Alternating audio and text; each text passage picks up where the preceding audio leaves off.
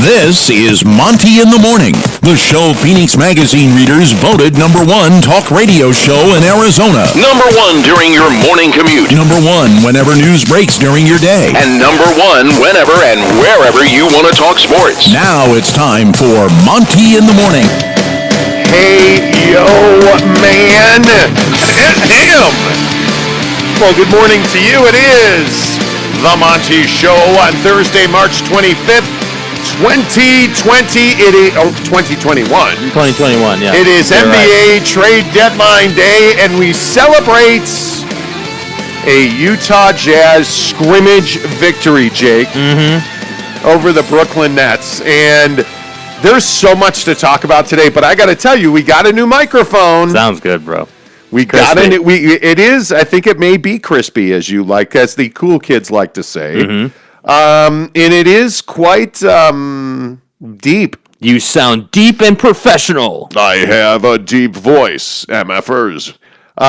So enjoy the new dulcet tones of the. By the way, hey, if you're gonna criticize us for the mic, I want to see some comments today about how good the new mic sounds. Okay, I want some feedback on it. So let me know. It'll be interesting to see exactly how different, or if anybody even notices that the mic sounds completely better. Yeah.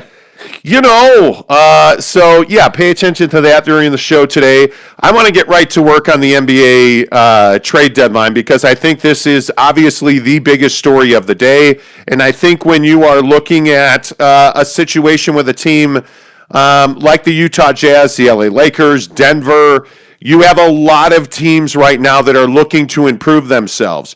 But a shocking development overnight came in the form of the Denver Nuggets, who now seem to be the front runners for Aaron Gordon, and they are offering Gary Harris, RJ Hampton, Bol, and a first-round pick for Aaron Gordon from the Orlando Magic. Is this a good deal for the Denver Nuggets? Yeah, I think it's a great deal for the Nuggets. I think that they understand that their core is young enough still where they can their core is young enough still where they can stay with these same guys. So you can stay with Jokic, you can stay with Murray, and Michael Porter Jr. obviously. You can stay with those three for several years moving forward, and you're going to be good. I think what I love about this for the Nuggets is that it basically just addresses their biggest need, which is, again, that dynamic wing scorer that they don't really have right now. They really wanted that to be Michael Porter Jr., but I think he's just not ready to be that guy yet. I think he will be at some point, but just not right now. And I think they also understand that, hey, if we can get Aaron Gordon, that really should propel us to being a serious contender in the West. I mean, you're already a really good team. Imagine if they get Aaron Gordon. Now, what does that look like? Are they now with where the Lakers are at and where everyone's at currently here today, are they the best team in the West? I mean, if they get Aaron Gordon, I think that's a serious discussion. Yeah, and I think if you add Aaron Gordon to that team, he gives you that power. He's an upgrade to Millsap very clearly. He gives you that power to attack the rim. He is a much more athletic, willing defender. Albeit not a great defender, but he is much more willing, much more athletic. In my mind, this is a huge upgrade for the Nuggets, and I think if they wind up with him, you're not giving up anything that's irreplaceable to get him. And this is a prudent move that very clearly, I think, makes them the favorites to win the West. Yeah, I think the thing that scares me about this is that the Jazz playing the Nuggets, there were already some questions about matchups and how the Jazz would approach that. And if you add Aaron Gordon to the Nuggets roster, I just start saying, okay, at some point, you're going to be in a tough position if you're the Jazz. I mean, last year in the bubble, we saw that, the Jazz put up a huge fight. That was a long, hard-fought series between two very even teams. And I guess my biggest thing is just that I know what kind of athleticism Aaron Gordon brings to the table. I know that as a Magic, he probably hasn't given 100% of what he's capable of this year, to be honest, because I think he knew he was going to get traded before this one was over. And so I think, I'm not saying he's been Cadillacing it, but I am saying that he's not giving you absolutely everything he's got in the tank. And so if he goes to a playoff contender, a team that that I don't think many are regarding as an NBA Finals team right this second, but a team that I think could get there, you can't tell me that wouldn't energize him and kind of take him to that next level. Oh, I think certainly that's a possibility. When you're on a bad team, I think it's hard to want to every night. When you lose a lot, and this is what I say about Houston, I don't know why Houston is as bad as they are. With the talent that they have on that roster, I really don't understand why they just cannot win. But when I look at them, it's got to be difficult to show up to work every night. Now, you're making millions, and I get that, but put yourself in an NBA player's shoes, and it's very difficult to do that. Good morning, Casey Finlinson. Good to see you. Says top teams have a big three. With this Denver deal, Denver would be the clear favorite. I can't read well. Who are the Jazz big three? Well, and this is the question. I mean, obviously, I think you have the big one in Donovan. A lot of people disagree with me on my take on Rudy Gobert not being a significant contributor, especially seeing that he is offensively challenged. But sure, throw him in as your big two, and then I think you have a bunch of guys that are trying to be that third wheel.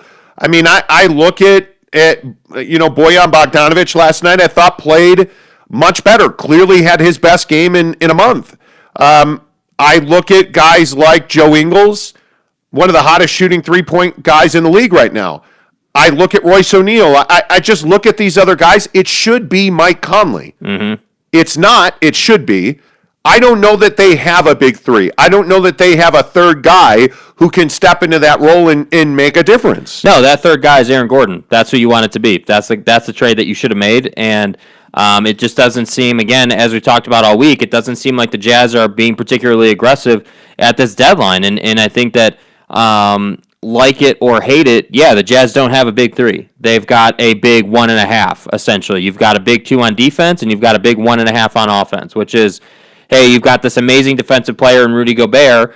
Unfortunately, NBA teams are not stupid, and they understand how to deal with him now. And I think even last night, we saw a little bit of that. Obviously, this is a blowout win for the Jazz, but I think reading the Cliff Notes and in the little details within the game, one of the things I really noticed is that right out of the gate, what did they do? What did the Nets try to do right in the beginning of the game? First possession, what did they do? First offensive possession, they got the switch.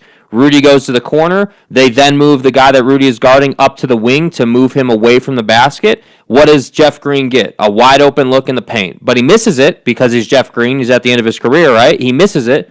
But my point just is that is the formula to beating the Jazz. Hey, let's get the switch. Let's move Rudy away from the rim. And then we're going to attack on the opposite side of the floor from where Rudy Gobert is. And I'm just telling you right now, if you think about that kind of a setup, think about it. You've got Aaron Gordon on one side.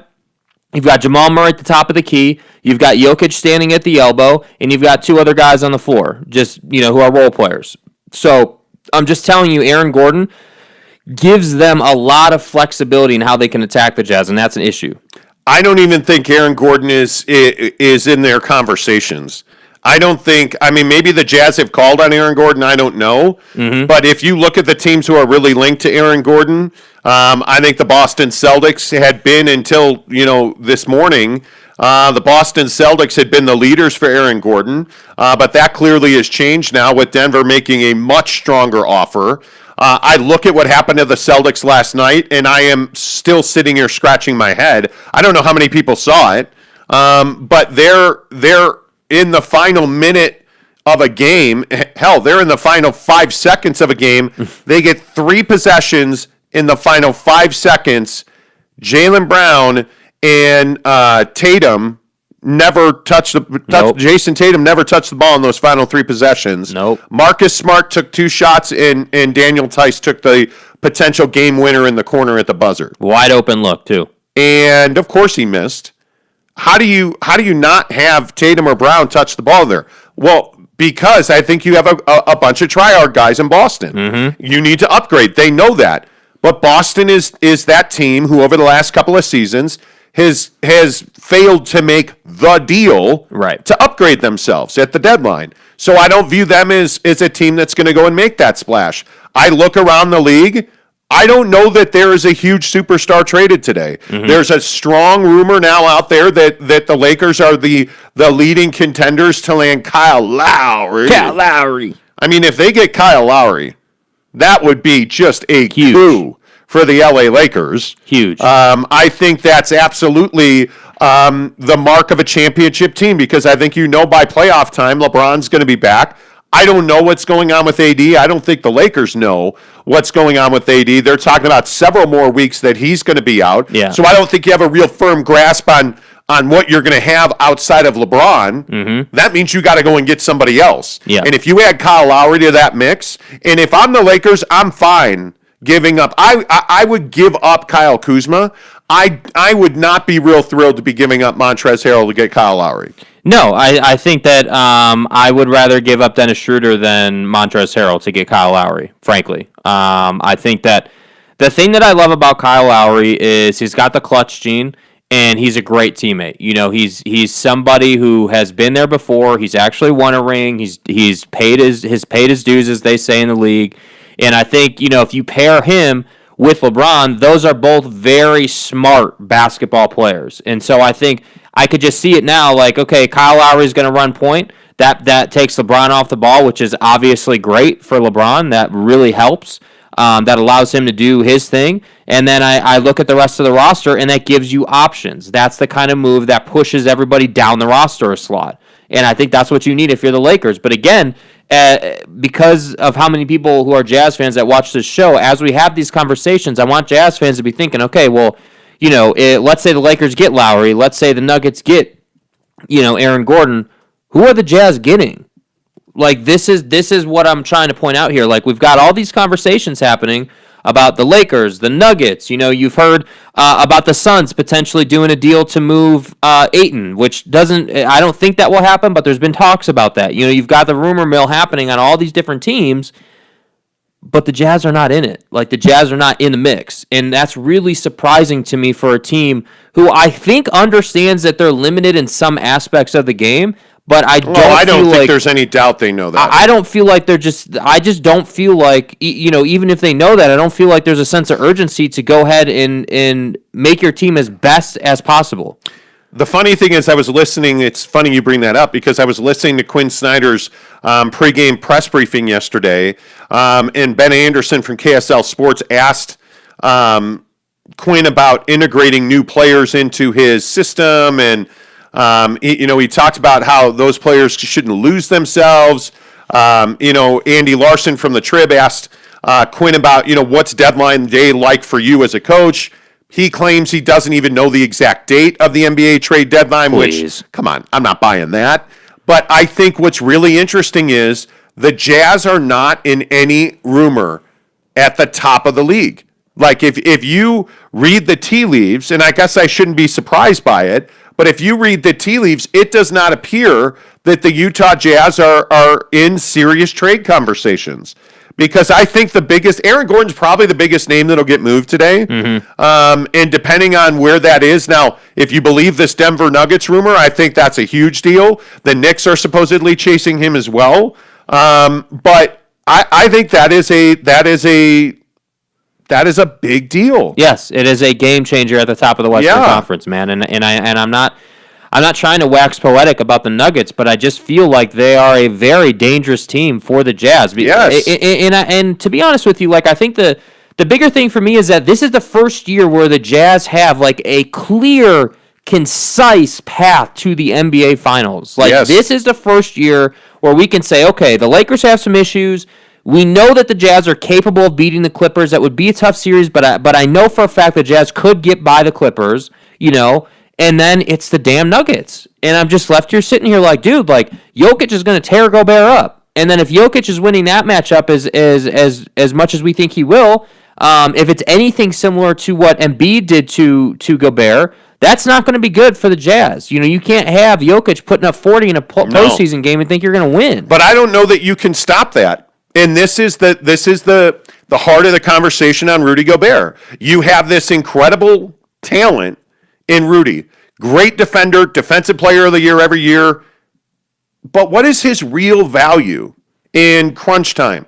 What is Rudy Gobert's real value when the game's on the line and there's a smaller lineup on the floor? This goes to the JJ Redick rumor with the Utah Jazz. This is insane to me. But I don't know that it is insane.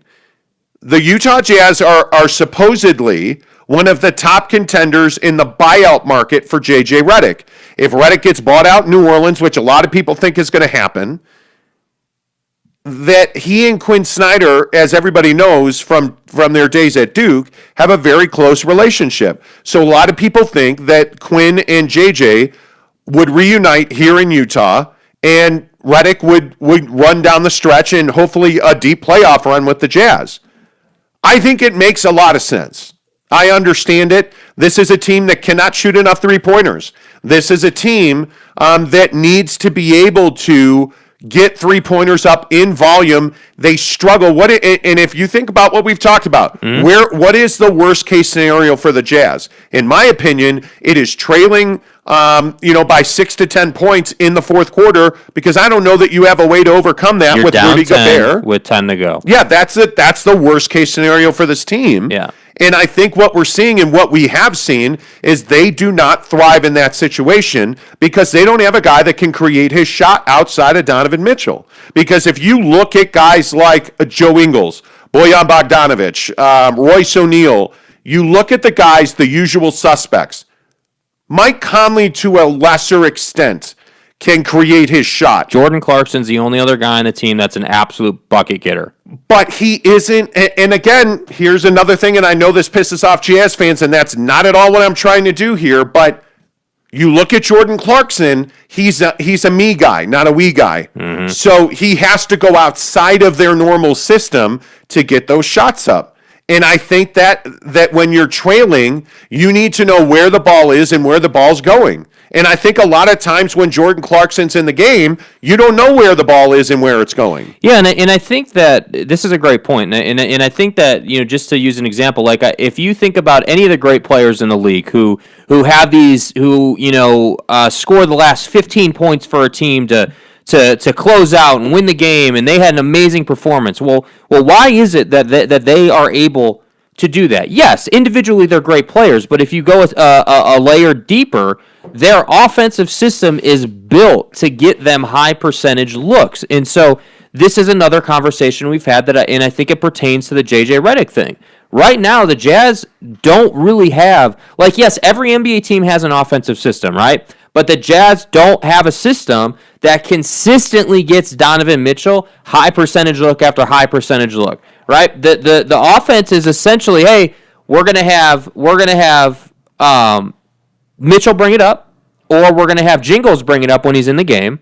And if Jingles is bringing it up, we're typically going to send it down the strong side wing and see what we can get there. If nothing happens there, we're going to bring it back to the top, play some pick and roll, and hopefully Donovan can either get a bucket or get fouled. Yes. That is their offense. They don't run the triangle offense. They don't run any kind of system that's reliable. And so when I hear, when I hear guys like Ben and Tony Jones and all these guys talking about going and getting JJ Redick, I'm like, look, man, that's cool. We can go and get JJ Redick. That's fine. But that's the last thing this team needs. The team doesn't need more three-point shooting. The team needs defense, and they need wing scoring. That's what they need. Well, and I agree, and I think Barry makes a great point. By the way, I think it needs to be said that Barry has actually come correct this week. He's been lucid. Mm-hmm. He has been, his thoughts have been good. He said championship teams are often made at the deadline.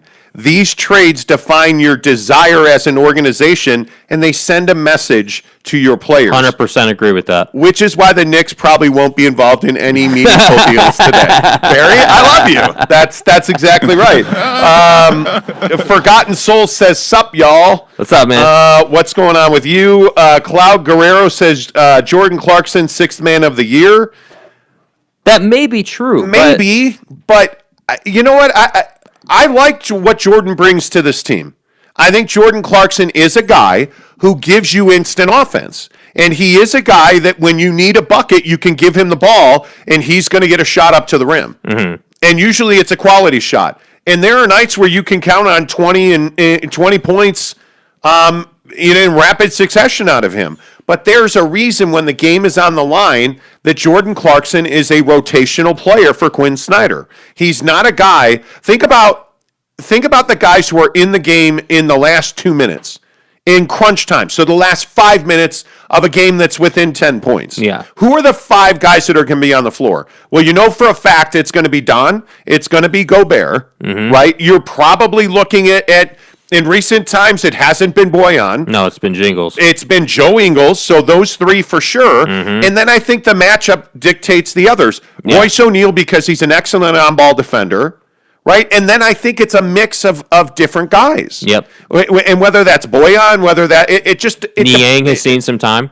But he is a one-dimensional player. He is, yeah. He has to stand in the corner and shoot a 3. Yep, and he makes them. Give the guy credit. He makes them. He does. But I think it's one of these things where Jordan Clarkson hasn't played as well as he had been playing. Bogey hasn't played as well as he had been. The other thing I thought was really interesting, in Quinn Snyder's comments before the game yesterday, he talked about his belief that Bogdanovich is still struggling with the wrist injury that he had. Yeah.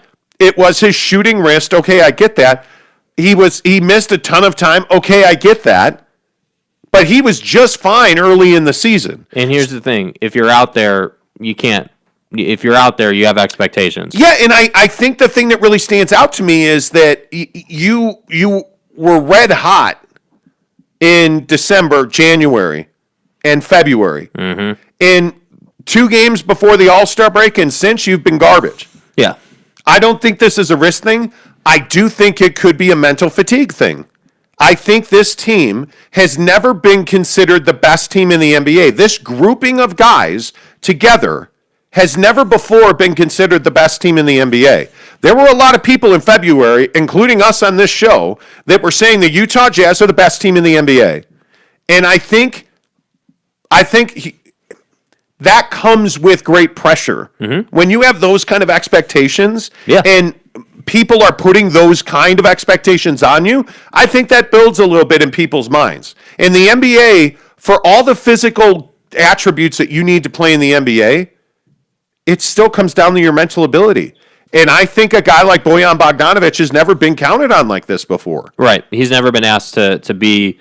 He's never been asked to have this major of a role on a team before. You know, I guess the thing that I want to happen today for the Jazz, we got NBA TV on in the background. There's, essentially 6 hours to go here. Yes. In the next 6 hours, I would like to see the Jazz make a move that is not related to three-point shooting. I would like to see them go and find somebody who is a dynamic on-the-ball scorer. That's what I want to see, but I don't think that's going to happen. You want to see a guy that gets to the rim. Yeah, I want to see a guy that we can say, okay, hey, Don's just given us 15 points. Let's give him a possession off and go ahead and give it to Bradley Beal, which is not going to happen, but that kind of a player. Yeah, I don't think you see. He's another name that I don't know that they're going to move him. Yeah, I don't know. It seems like the momentum has kind of dried up on that. Yeah, I think it has. I don't think that guy is out there and available to the Jazz. Yeah. I just don't. I think, if you look at the major names in the buyout market, you're looking at a guy like an Andre Drummond. He's going to the Lakers. If he gets bought out, I don't think there's any question. What do we keep hearing? This is the thing that's hard for me. We keep hearing the Lakers, the Nuggets, I've even seen a small portion of Clipper talk, tons of Clipper talk yesterday and today. It's just like, dude, when we have and I'm not trying to rehash it, but what this brings to mind for me is the small market versus big market mindset. Yes. Which is like, dude, we're the Los Angeles Lakers. Our 2 superstars are hurt. LeBron's gonna come back. Everybody knows that. Yep. And we need to add. We have to add if we want to contend this year in the postseason. Yeah, I'm telling you that DeMar DeRozan's that guy. I would love to see DeMar get moved. I really would. But I want to stop being the guy that says, well, I don't have confidence that the Jazz are going to make a move, but I don't have another choice right now. What are you showing me? Because historically, that's not who they've been. That's not who they have been. Like Casey Finlayson makes a great point. So frustrating as a fringe Jazz fan to see everyone around them potentially getting better while they stand pat and beat up on bad teams. Yeah. And listen, and this was something that a lot of people talked about on Twitter last night. I don't care if James Harden didn't play. Well, the Jazz can only kick the crap out of the team that's in front of them. And that's exactly what they did. Yeah, but here's the thing. Like, yeah, I agree with you on that. Yes, absolutely. It's not that we're faulting the Jazz or saying that they did something wrong. But there is this looming conversation that has happened that is hey, and we heard this in the first half too. This isn't just now. Like, we heard in the first half, hey, the Jazz made their name on teams that were hurt. You know, you look at I can go back through and find these different games earlier in the year, but I remember talking about on this show specifically that, hey, they played a lot of teams that were hurt, and they made a name for themselves on a lot of bad teams. And this was no exception last night. The Nets ran out a G League team essentially last night. You know, so I'm not trying to take anything away from the Jazz, but I do think that is a fair criticism. I do think that is a fair take. Like, you know, hey, the Jazz have only ever played really 4 or 5 games against like legit 100% healthy teams. You know, I look at the Sixer game. Yeah. I look at the ass whooping that the Nets gave the Jazz in Brooklyn earlier this year. You know, and there were others, but I'm just telling you that I think that is fair. I do. Yeah, and it is frustrating that that's the narrative, because there's only one way to fix that, and that is to make a deep playoff run. And if you stand pat where you are as the Utah Jazz, I don't think that you're going to be as competitive in the playoffs as the Nuggets. I don't think you can beat the Clippers in a 7-game series. I think it's possible. I don't think you would. How about I put it that way? Yeah. I don't think you would. Possible. Yeah, it's possible. I just don't think you would beat the Clippers in a 7-game series. I think you need to make a move today. And if it's not today, you need to make a move in the buyout market.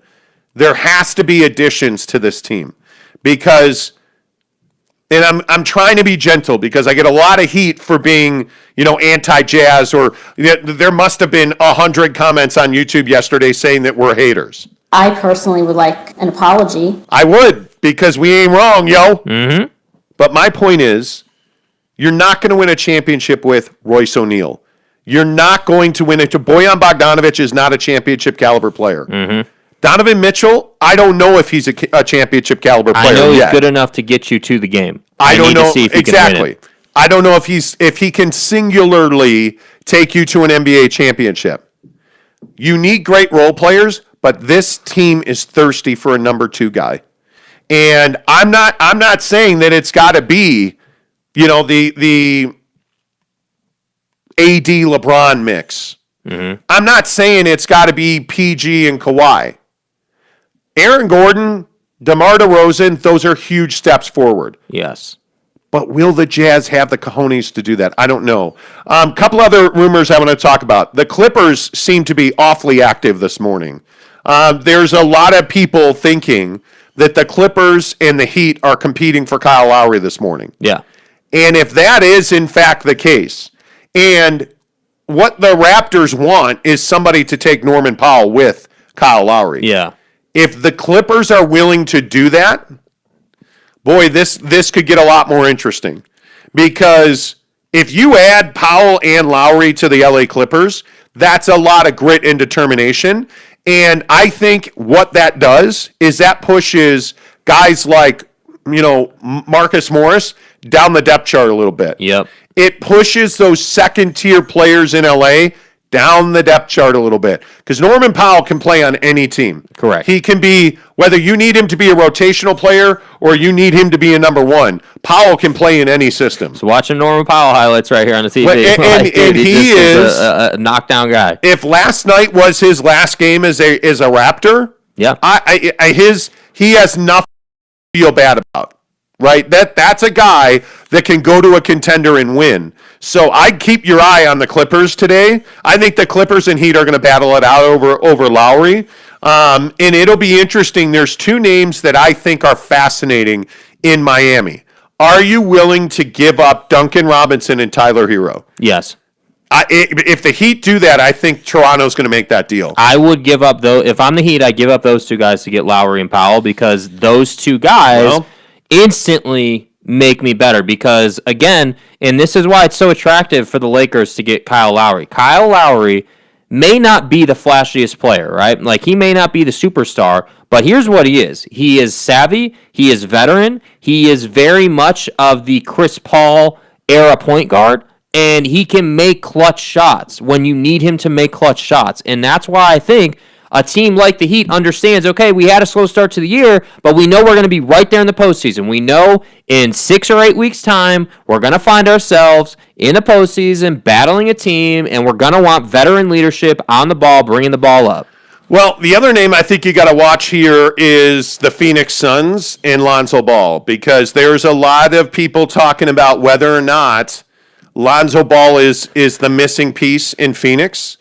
Well, the issue is they're going to have to compete with a real competitive offer from the New York Knicks. And don't forget, the Knicks have the cap space to re-sign Lonzo, who's going to be a free agent. They have the cap space to re-sign him and keep him next year, which a lot of people think Lonzo's looking for. Yeah. He doesn't want to keep moving. But, reading some of the rumors, the Bulls, the Knicks, and the Suns are all in on Lonzo Ball. But right now, how much are the Bulls willing to give up to get Lonzo?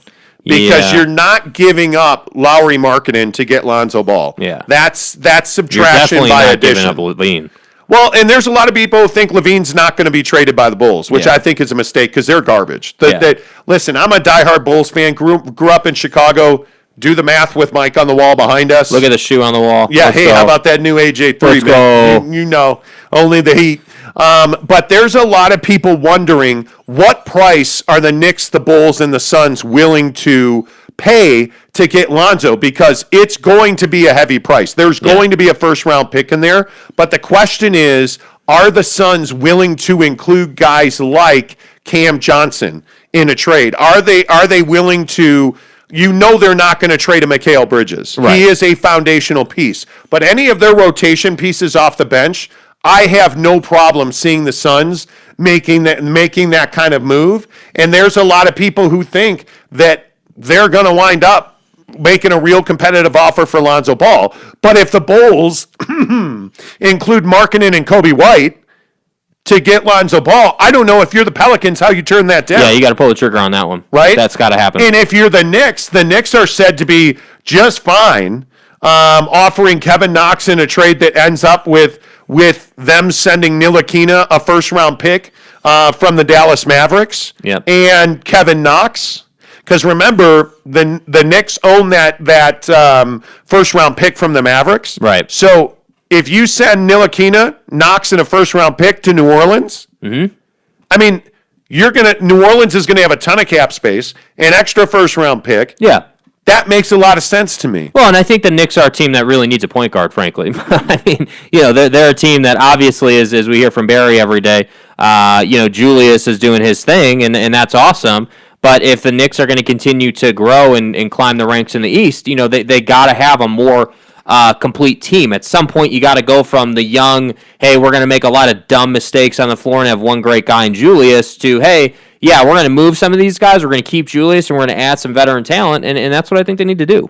Yeah, it'll be interesting to see who's the biggest name that gets traded today. Aaron Gordon. Aaron Gordon. Is Aaron Gordon the biggest name? Kyle Lowry or Aaron Gordon? Who's the bigger name? I think Aaron Gordon's probably the bigger name, just because I mean, to me they're pretty equal, but I think the Aaron Gordon move, if he were to go to the Nuggets, I can't tell you how much that shakes things up, because that really puts them Big over time. the top with scoring, because I don't think that, because he plays in Orlando right now, I don't think that people have a true appreciation for what Aaron Gordon can do. He is a guy that is capable of giving you like 25 a night. Like, he can score the basketball. So if they are getting that extra push in addition to what Jokic and Murray are doing, I mean, that's a problem, man. That is not only for the Jazz, but like for the Western Conference, that's a problem. That is a tough matchup. Ooh. So I don't know how many people saw this too. This could be a real game changer, because the Raptors are open for business. So clearly, think about this. Yeah. I'm not sure how many people saw Pascal Siakam and Nick Nurse, the head coach of the Raptors, had a huge fight. Like, they got into a major confrontation. The Raptors fined Pascal Siakam $50K. They fined him a lot of money. And now there are rumors today that Pascal Siakam could be the big name that's gone in Toronto. If he's on the block, come on, you got to go and get that guy. and this is why I say, like, as followers of the Jazz and as Jazz fans and observers, if all these guys are available and they do nothing, I can't feel sorry for you in the postseason. All of these names fit what the Jazz need. Can you imagine Kyle Lowry wearing a Jazz uniform? Yeah, it would be awesome. Kyle Lowry would bring what everybody wanted Conley to be. Kyle Lowry is an extremely durable player. Yes. He's a clutch shooter. He is a leader. And he puts Donovan in the 2 slot, which is exactly where Donovan Mitchell should be. Can you imagine Pascal Siakam in a Jazz uniform? Yeah, that'd be fire. Oh, man. Well, the matchup against Rudy the other night was super entertaining. I mean, Siakam knocked down a bunch of shots against Rudy.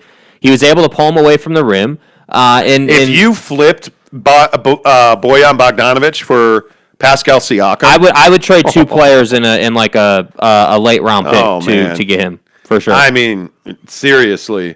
That's one you got to keep your eye on. Good morning. Sean says, morning, guys. Just don't see the Lakers pulling the trigger on that trade. I think the Lakers are going to pull the trigger on a trade. They got to do something. They can't stand pat. And Rob Pelinka said that they're all in on winning a championship this year. Yeah. So we'll see what they do, but it'll be interesting to see what they do. Brandon Whiteside's guys should go get Knicks great Alec Burks. Don't be a bitter Jazz fan. Bruce Almighty, good morning to you. He says, Royce and Minivan are far too valuable to our system, but Niang is unrestricted next. Well, but Niang is a guy that you can replace. Yeah. I mean, he is what is George Niang to this team? He's a role player who knocks down threes. That's what he does. He's a elbow corner 3 shooter. Yeah. He brings some grit and determination. I agree with that, but that's not indispensable. Yeah. And you can go and replace that. Sean also says, I don't see Lowry getting traded. I just don't see it. Oh, I'd be surprised if he did. I think if you watch the tape from last night and how he walked off last night, and what he said after the game about being emotional and not knowing what's happening, and I think he's going to get moved, man. Yeah, I don't think there's any doubt about that. It'll be interesting to see. This Siakam thing's a game changer because most people around the NBA believe that the Raptors are just going to drop a quarter stick of dynamite on this thing and go about their business. And I don't think there's anything wrong with that. I think if you're the Raptors, you are the Kawhi Leonard Raptors was the peak of what they have on this roster right now. And I think now, this is the classic, hey, let's trade these guys and get value while we still can situation. And I think they need to do that. And again, regardless of whether Siakam, got in the fight or not, which he did obviously and everything, but whether that would have happened or not, now is the time to move these dudes. Get your assets back. Get back into a position where you can go ahead and draft and get talent and do and not rebuild, but essentially just roll this team over. That's essentially what you need to do. Yeah, I'm interested to see. This is why I love deadline day. You have. By the way, don't forget about Trailblazers too are out there. Blazers are also. There's some people who think they've baited the hook with C.J. McCallum. I don't think they're doing that. No. I don't think they're not in the middle of a season. No, I could see that being a summertime move, but not in the middle of the season. I just don't. I'd have a.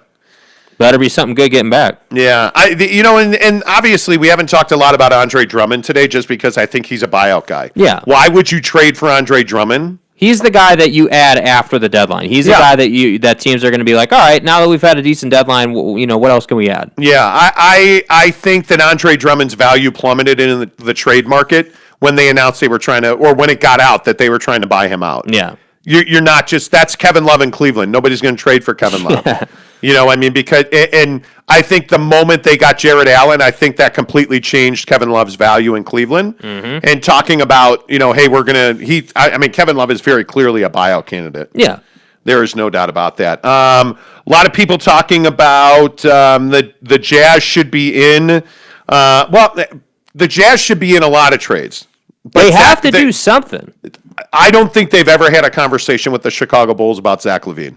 I don't. Dude. I don't think they have. I just don't think that's who this team is. I really don't. And I think the Knicks and the Zach LaVine Knicks rumors absolutely make a lot of sense. I don't. I think Kobe White now has become kind of an awkward fit in Chicago's offense. Mm-hmm. Well, he's coming off the bench now, which I don't get. that move has not worked at all. Yeah. At all. And I know Billy Donovan's trying to shake up that lineup. I think Kobe White and Lauri Markkanen are probably going to get traded today. Yeah. That would be my guess. And that's a good thing for their careers. Yeah, Trust me. I think that you have to. I think you have to do that. As much as I like Zach LaVine, and I would love to see him on a contender. Mm-hmm. I think he's going to languish at least for another 5 months in a Chicago Bulls uniform. I don't think there's any chance they trade him today. Yeah. And I hope I'm wrong because I love that kid. I love the way he plays. I love the way he gets after it. Got a lot of value. I just don't see the Bulls doing that. The Bulls are a dreadful organization. I mean, it is. Man, it's frustrating. It is. Anyway, by the way, the one other guy, real quick. Yeah. Before we get off this, one other guy. Victor Oladipo continues to be somebody of great interest to me. He has been out of the lineup for the last 2 games. Yeah. I think he's a phenomenal player. We've talked about him a bunch on the show, man. Another guy tied to the Lakers. Another guy tied to the Knicks. But here, another guy tied. But this is what I want people to understand. What teams do we keep bringing up? The Lakers, the Knicks, the Nuggets. Like these 3 teams right here are all deep in trade discussions, and I just.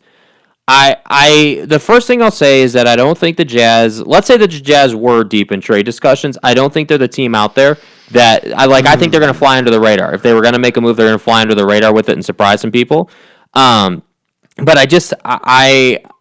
I can't fathom the idea that your main competition in the Lakers and the Nuggets are going to get better today, and you're not going to get better. You better throw the Suns into that. And the Suns are there too, yeah. I could see the Suns making a deal, yeah.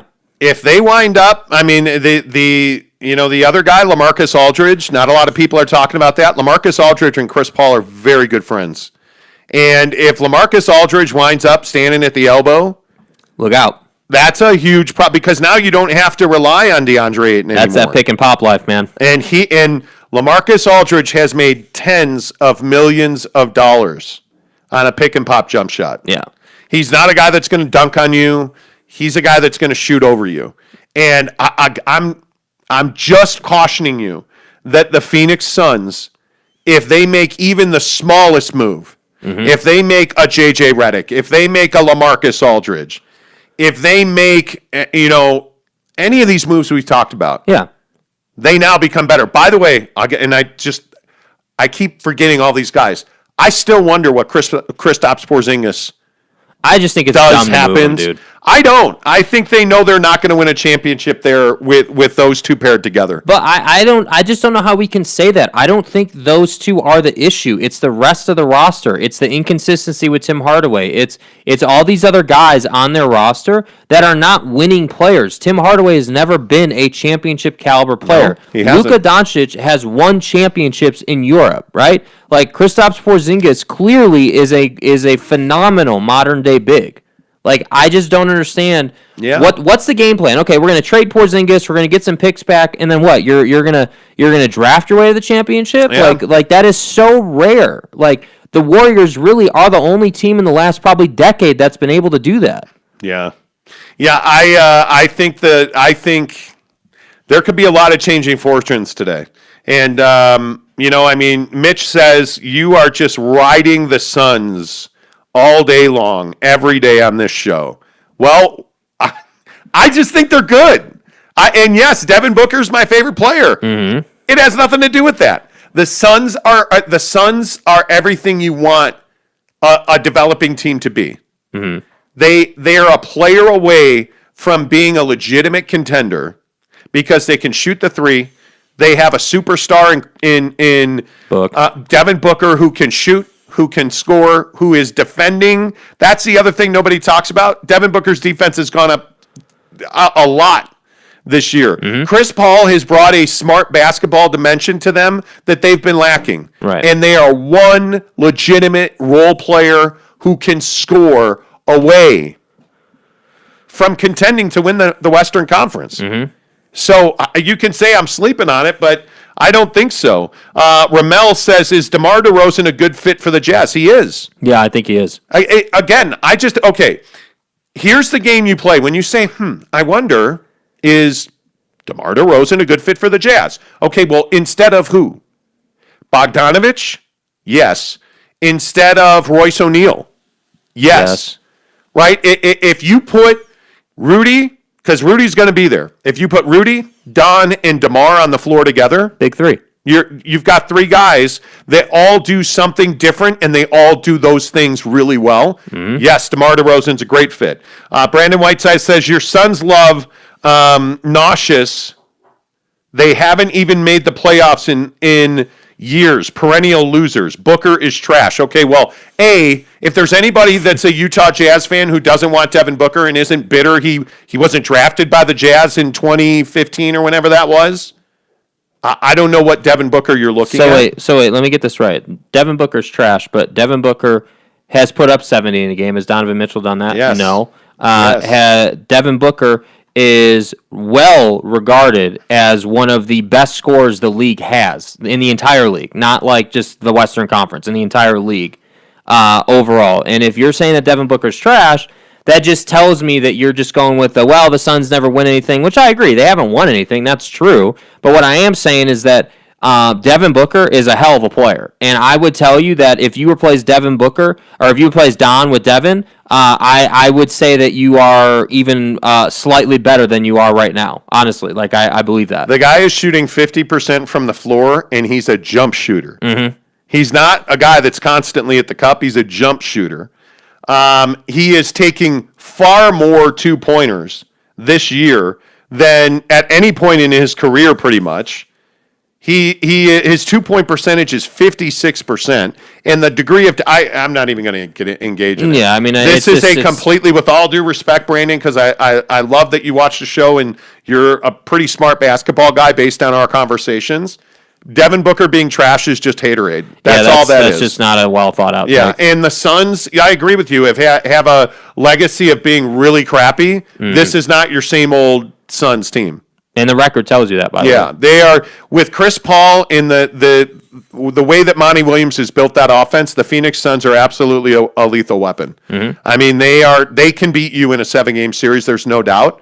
And I jock ride Devin Booker. He's in Drake songs. What else do you need to know that he's a minted superstar and stuff? So I said, yeah. Go ahead and hit the subscribe button on YouTube. Just search The Monty Show. Well, am I wrong? How many other guys are in Drake songs? Yeah, there's. By the way, speaking of douchebags, here we go. Did you see that Drake called Kyle Lowry during his press conference? Drake called Kyle Lowry, FaceTimed him. And Kyle Lowry's like, hey, look, douchebag central over here. Like, he's like, hey, he's calling me. Like, what are you doing? Like, that's the thing that I don't understand. You can't tell me. Kyle Lowry is getting traded. It's over. You can't tell me. Anyway, Drake's a douche. Okay. Yeah, I know you love his music. I do love his music. I know you love him. Let's consult the douche meter. But he is a complete douche. Do you at least admit that? That guy's definitely a douche. Yeah, I mean, he's definitely a douche. Yeah. Doucherama. You're a douche. Casey Finlinson says Booker on a solid team with more national pub would be the same as Dame. I agree with that. Agreed. I agree. Agreed. Because he shoots just as well. Sean says Booker is definitely not trash. If that statement is true, then Giannis is trash. Well, Giannis is actually trash. I'm the only guy in the world who doesn't think Giannis is a foundational championship player. Well, he's not. He's lost every postseason he's been in. I think preach, my brother. Preach. Let's talk about porn on your cell phone. Yeah. Welcome to Utah, friends. Hit subscribe on our YouTube channel. Again, the channel's growing incredibly well. It's young for us. We've only been on YouTube, I guess, consistently every day for 6-8 weeks now. And just the way you guys have supported this show on YouTube is incredible. We really appreciate everybody who's here every day. So go ahead and right now hit subscribe. Give us a thumbs up on this video. Really appreciate that. While we talk about porn on your cell phone, good old Spencer Cox, my governor of the state of Utah. I'm a big fan of Spencer's. Jake is not. And it's because Jake watches an unbelievable amount of porn on his cell phone. No, I don't. Okay. Anyway, the point is, Spencer Cox yesterday signed legislation that is not in law yet, because 5 other states, I think it is, have to enact it as well. But in the state of Utah, it could possibly be that every new cell phone has to be sold with porn blocking software on it. Jake, your thoughts? Yeah, the thing that I don't like about this is that, let's say that this passes, right? Like, let's say that this is law and it goes into effect. To me, this is just one step closer to censorship. Like, this is one step closer to state and federal government being able to say, okay, well, hey, in Utah, you can't buy a phone, you can't buy a new phone, can't buy the new iPhone 13 unless it's got, porn blocking software on it. All right, well, we're not cool with porn. Next thing you know, we're not cool with this, we're not cool with that, we're not cool with this, And this is why I don't like it. It almost has nothing to do with the fact that this subject is predicated around, like, pornography, right? My take is just all about the fact that, okay, if we're going to block this, then what's next? Like, what is the next step? What is the next thing that they're going to tell us that we can't do? Like, how upset would people be if, they said, hey, you can't buy a new cell phone unless it has software that blocks ESPN on your phone. Like, how upset would people be? And that's why I'm saying. Do you mean like the communist government of China who says you can't look at the Western world news sources? Yeah, like, this is why it makes me uncomfortable. Like, yes, I understand porn is not good for kids, and, like, the whole story with this is their whole argument here is, well, we don't want kids to be able to look at this content because we know that young kids, like, literally, like, 6 and 7-year-olds have access to smartphones and tablets and all this stuff, right? So they don't want kids to be able to look at that content, which I totally get, and I even agree with it. Obviously, kids shouldn't be watching that stuff, of course. But what really concerns me about this, and it's not law yet, as you were just saying, but what concerns me is that, hey, we're one step closer to, getting this whole idea of the government controlling what we have access to, and that makes me incredibly uncomfortable.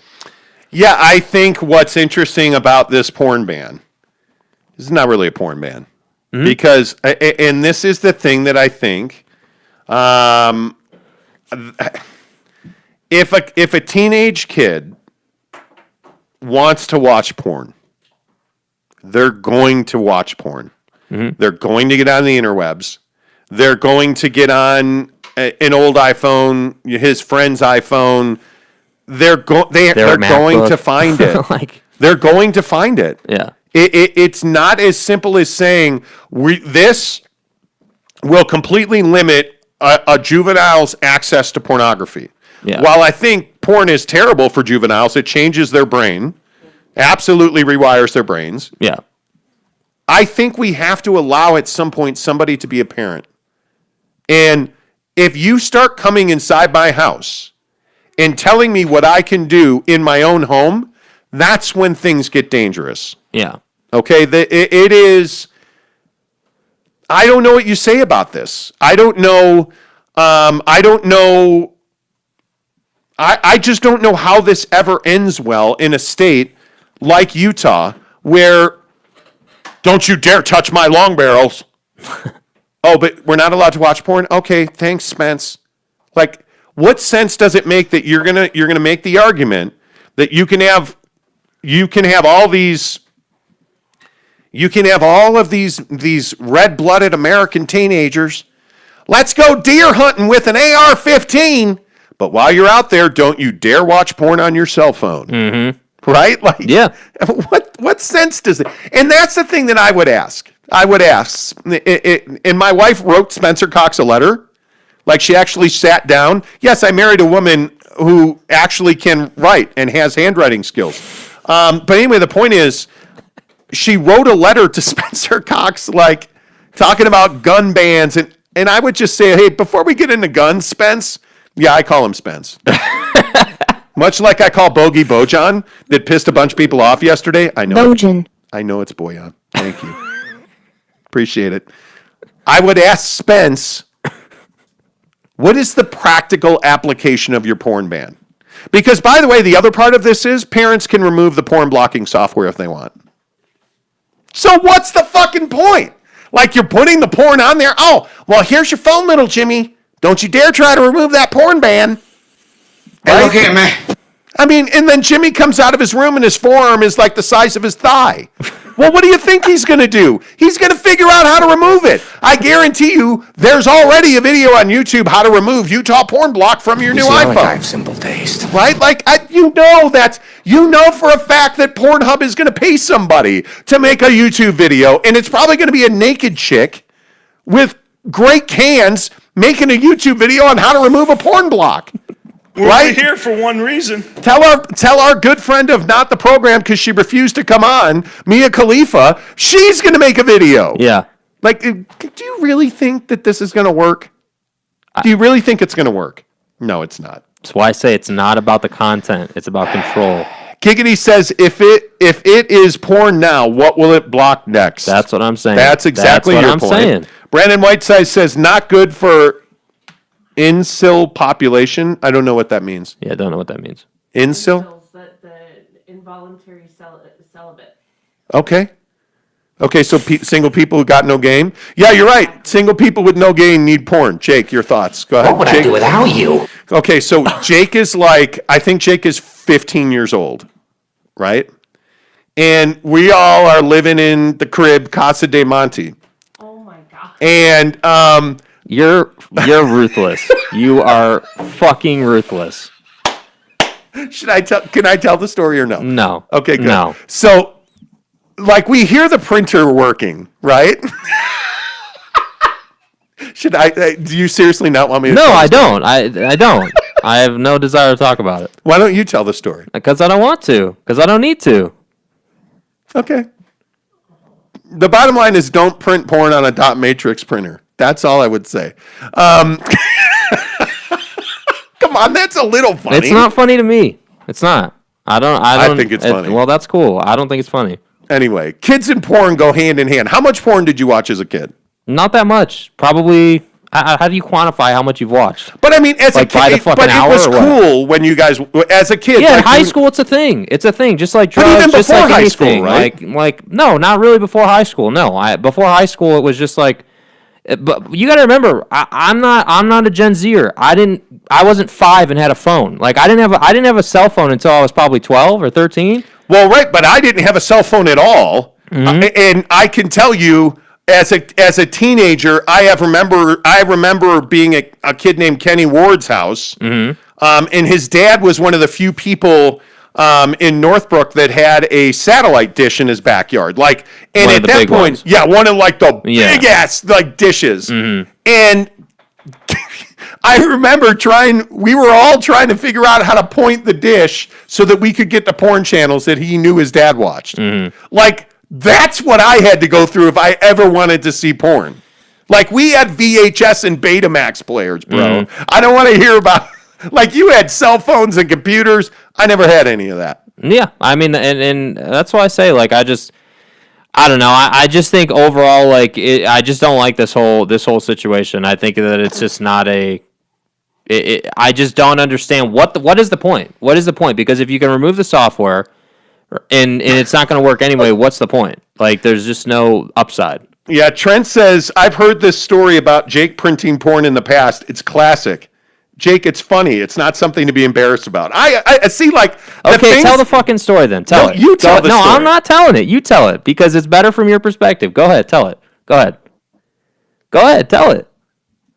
Nah, not if it'll upset you. Well, we're well past that already. So I mean, go ahead. Are you really mad? I'm not mad. It's not something that I'm like, yeah, I love to remember that day and that time. I think it's one of those things that you absolutely remember. I mean, it is. Like my story similar to that is like, but I never had a printer to print porn on, or I probably would have. I remember the first time my mom ever found me with a Playboy. Like, I came home and my mom had cut up a Playboy magazine and put it on my bed because I had hidden it under my bed. Which, don't hide things under your bed. Your mom's gonna find it. Like, that's my like porn embarrassing story as a kid, right? And I can't remember even who was on the cover of it. I want to say it was like a 70s Playboy. Like, it wasn't even a new one. Right. But anyway, here nor there. So, like, I think we all as adults have those embarrassing moments as kids. You know, like, I think that's just part of growing up. I'm not easily embarrassed though. Yeah. Like, I'm just not. Anyway, yes. Now Jake, you need to tell the story. It's really simple. I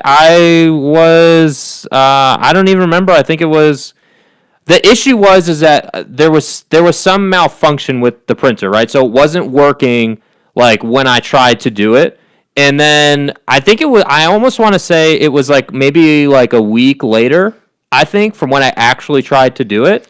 Yep. And like it either was like, I don't even remember the issue with it. Like it was unplugged or like there was some sort of issue. And like once I saw that it was like printing stuff, I was just super, super embarrassed and stressed out about it. It wasn't like a fun thing for me. You lost your mind. Yeah, it wasn't like a fun thing for me. So it was like 7:00 at night, and Jake just is in his room, and all of a sudden you hear him freaking out. So what do you mean? That's how I remember it. What time? What it was at? I believe it was at night. You were in your room. It's not like you were naked or anything. No. And it just started printing. And yeah, it wasn't at night. It was in the middle of the day. I think it was a Saturday, if I remember correctly. And it wasn't like a big thing. It just was, for me, it was like a very. What did you do? Well, you were trying to print porn. He was trying to print pictures of naked women. Is something. I don't know, because I don't think it ever finished printing, did it? No, I don't think it ever finished printing. Yeah. I just remember you freaking out and being embarrassed. And I think it's one of those stories, like, you're going to tell your kids about that. At some point, that's going to come up. I'm sure it will. Yeah. I didn't mean to upset. Now it's like awkward. No, now you're like all pissed off. it's just not a fun thing for me, but I get why it'd be funny. Yeah, exactly. This is the dad sex thing from yesterday. That's exactly right, Kevin. This is the dad sex thing from yesterday. You know. That's right. I don't know. What's the most embarrassing memory you have as a kid? Is that it? Yeah, probably. I mean, I have a lot of memories of a kid before I moved out to live with you that I absolutely cherish because I hated who I lived with as a kid. So, like, you know, I had like you and my mom got divorced, and then of course the person she, you know, got with was a complete dick. And so, you know, like one of my favorite memories as a kid, because I hated this dude so much, I literally, as an 8-year-old, the only thing that I could do was like trash my room, right? Like that was the only recourse I had. So like literally one day I got so upset with the treatment that I was getting. I had this huge wooden toy box full of a bunch of my toys, and I was like, all right, cool. Like I don't care. What are they going to do? Tell me to go to my room? Okay, I'm already in there every day anyway, so who cares? And I literally peed all over the toys and like stank up the room. And then the best part of it was, my favorite thing about it was, though, the best part was that the punishment was that I had to drag that toy box through the house outside and like clean it all off, right? Yeah. The best part about that was, though, is that it made the whole house smell, and I was like, yeah, I got you guys. I got that ass because now y'all have to deal with that. Do you remember having to clean? Oh yeah, I do. I clean up your own pee is the worst. But here's the thing: it wasn't like it was like a puddle or something. It was just all over the stuff. And so I remember I dragged that thing outside. I had to go down one flight of stairs, drag it to the front of the house, down the stairs that were on the outside porch. And I specifically remember thinking to myself, "Okay, pour this away from you just in case."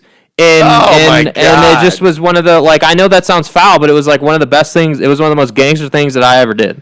Gangster things you ever did. Mm-hmm. I'm trying to, I remember, I vividly remember like throwing one of my brother's sweatshirts in a river. Mm-hmm. He worked at like Athlete's Foot, if I remember. My brother was a dick when I was growing up. Mm-hmm. And so I think I threw one of his sweatshirts into the Des Plaines River in Lincolnshire just to be a jerk. Like I never peed on anybody's stuff. That sounds like it was my stuff. It was a little over the top. Or I never peed on my own stuff, but I have all kinds of memories like that. Did you ever almost die as a kid? No. You had a very different childhood than I did. Yeah, I lit bullets on fire in a barbecue. Don't do that. Yeah, that's probably not wise. Yeah, no, I got in huge trouble for that. Yeah. Man, now I'm thinking about my childhood. Anyway, point is, what were we talking? Oh, Spencer Cox's porn, man. See? It's useless, dude. It's useless. It is absolutely useless. When you have kids, will you let your kids watch porn? How will you? Well, I mean, I mean, I think that by the time I have kids, we're just going to be in a situation where it's just going to be like, hey, look, like you have access to all this. Eventually you're going to watch it one way or the other. I am some what? Nothing. Go ahead. Well, what did they say? Brandon Whiteside said Jake needs therapy. Where's the GoFundMe? Yeah, dude. Fuck. No, I just think that like when I have kids, I'm not going to be the dad who's like, oh, well, you can't watch this. Well, I'm going to be the person who's like, hey, like you need to understand that there are consequences if you watch this. Like it's very simple. Oh my God. Okay, here come the porn stories. Steve says, when I was a kid, I used to hide porn tapes. My dad had a collection. I would hide them in my room, and then when all the guys had come over after school, we would watch them until we realized that was a little quote-unquote weird.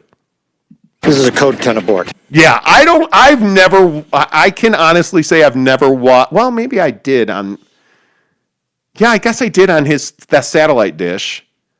I don't know, it's awkward. I don't want to watch porn with another dude. Like, now that I'm 48 years old, I don't want to watch porn with another dude. It's weird. I don't know. Yeah, no. Yeah, it's weird. That is interesting.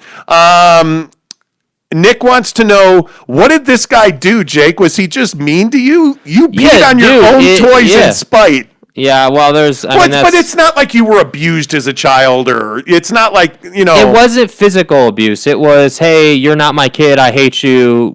Go to your room kind of thing. And I just got tired of it. And you're so fiercely independent that I don't know. Like, I couldn't imagine ever peeing on my own toys. That's pretty gangster. I will agree with you on that. Barry says, explains a lot about Jake's attitude. He probably doesn't listen to you very much. Nope. No, he doesn't. Jake is far more independent than I ever was. Mm-hmm. Like, I needed my friends when I was in middle school and high school. I needed my baseball friends. Right. Oh my God, that's the cocaine story. Oh, well, that's for a different show. We'll tell the cocaine story on a different show. Oh man, the cocaine story townhouse. Oh, cocaine is a hell of a drug, dude. Someday we'll have to bring that back because that's one of the best stories ever. Oh my God. Anyway, make sure you hit the subscribe button on YouTube and give us a thumbs up. I want to tell the story real quick because one of the things we talked a lot about on Twitter yesterday was an AR-15 like assault rifle ban. Mm-hmm. Did you hear this story in Atlanta? This guy walks into a Publix grocery store. Yes, this is yesterday. With 6 guns, 4 handguns, including 1 revolver, a 12 gauge, and an AR-15 style gun. Mm-hmm. Under his jacket, and he's wearing full body armor. Walks into the Publix grocery store. Thankfully, didn't shoot anybody, but he went to the back of the store and went into the bathroom and locked the door.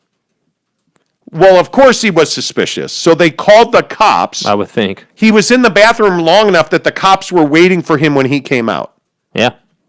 Like, it's amazing to me. Yeah. Like, do you think about, and we were at Smith's in South Jordan yesterday. We were in Smith's yesterday, and I was actually looking at people that were walking around that store. I always look at people.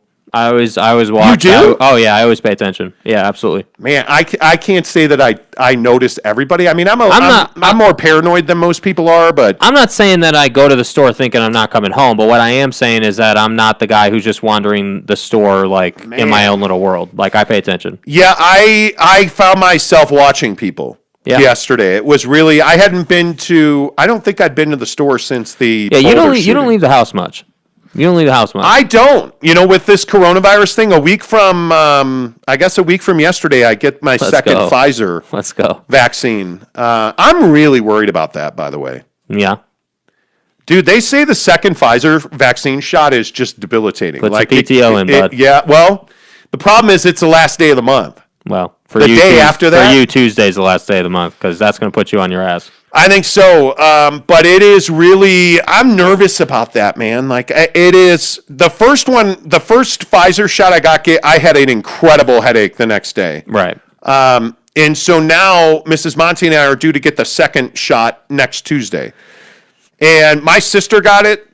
yesterday, and by the end of the day, she had a really bad headache. Yeah, I think it really just depends on. I mean, obviously, like I'm not going that path. I got the J&J. But you had almost no side effects from that. Yeah, I mean, it set me down for like half a day. But it was just the way it happened was weird because it woke me up at like 4 a.m. Usually I get up at like 4:45 during the week, but like to get up at 4 and be wide awake is weird for me.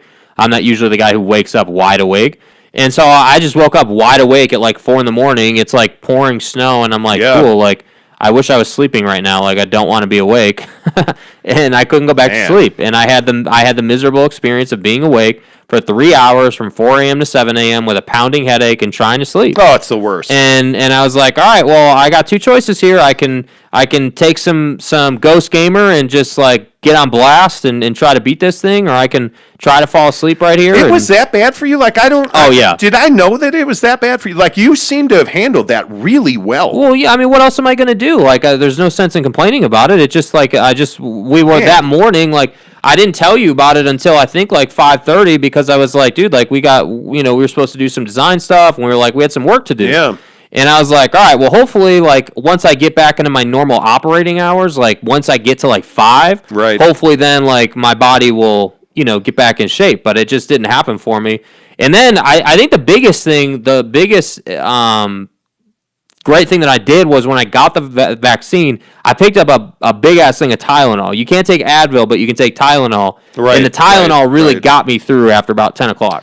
Yeah, I wish I had known that little trick because I didn't. My wife actually went back to the store to get Tylenol because I was feeling so miserable. But I'm nervous about it. But I am absolutely looking to be free. But anyway, the point is, it's odd to me that this guy walked into a Publix grocery store that fully armed, and I don't know what he thought. Has the intent. I mean, you know what he's going to do. Yeah, I don't know if that is trying to rationalize the irrational or whatnot, but. Yeah. My God, dude. Yeah. That's absolutely terrifying. Nick says, when are you guys going to tell your life story? Because now there are so many unanswered questions. Here we go. Not now. Well, we're out of time now, but maybe at some point we will. Maybe at some point we will. Yeah, we can. I mean, it depends. Ask the questions, You got really, I feel bad now that you got all upset about the printing porn thing. Yeah, I don't know. It's just not one of my favorite memories. You don't laugh at yourself very well. Yeah, I guess not, You're quite the serious bro about that stuff. Yeah. There are so many things I did in my childhood that are embarrassing.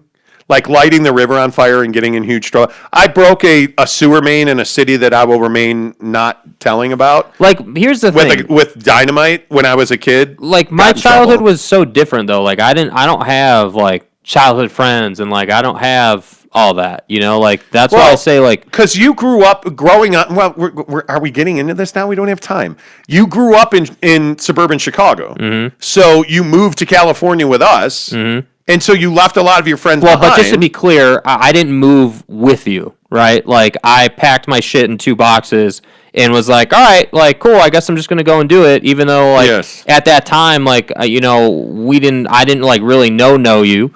And, like, I just was like, all right, well, I hate where I live now, and, like, I don't really, what's the worst that's going to happen? Yeah, we'll tell that story sometime. Because it is actually an interesting story, and we've told it before in the past. Yeah, we can tell it again at some point. No, I don't have time to. Everybody's like, do it now. No, I would love tomorrow. to do it. No, I don't have time. We'll do it tomorrow. We'll do it tomorrow. We don't have time today. We don't have time today. Yeah, we'll do it tomorrow. Yeah, we'll figure it out. Yeah. We'll figure it out. Yeah. Anyway, you going to play the music now or what? Yeah, I can. Hey. Why are you being awkward, man? By the way, any comments on the mic? No, nobody's complained about the microphone today. Well, that's a good thing because that's a badass microphone. Yeah, it sounds way better. Yeah. This is Shure SM7B microphone. Mm-hmm. $400. Doing it for the gram, bro. Yep. Right, doing it for the tube. Make sure you hit subscribe on our YouTube channel right now while you're watching this. You're listening on podcast. Bless you as well. Find us on YouTube. Just Google search The Monty Show. MONTY The Monty Show. Hit subscribe. Give us a thumbs up. Tomorrow, obviously, full reaction from the NBA trade deadline. What's the biggest name to get to? Real quick, biggest name that gets traded? Kyle Lowry. I think so. I agree with you. It's Aaron Gordon and Kyle Lowry. I think both get traded today. I think those are by far the 2 biggest names. We'll have full reaction to that, and we'll get you ready for the weekend as well. No, we are not talking NCAA tournament on this show. Much to Jake's happiness. Anyway, until tomorrow, No, I'm just going to say goodbye. Until tomorrow. Until tomorrow, print your favorite porn.